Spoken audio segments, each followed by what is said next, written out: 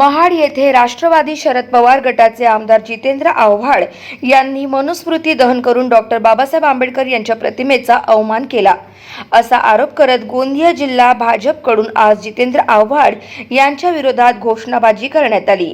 तर गोंदिया शहरातील डॉक्टर बाबासाहेब आंबेडकर चौक येथे जितेंद्र आव्हाड यांच्या प्रतिमेला भाजप कार्यकर्त्यांनी जोडे मारत रोष व्यक्त केला। जितेंद्र आव्हाड यांनी महाड इथं परमपूज्य डॉक्टर बाबासाहेब आंबेडकर यांच्या छायाचित्राला फाडले, त्यांच्या आम्ही संपूर्ण पक्षाचा निषेध करत आहोत आणि अशा व्यक्तीला वर कारवाई व्हायची हीच आमची अपेक्षा आहे।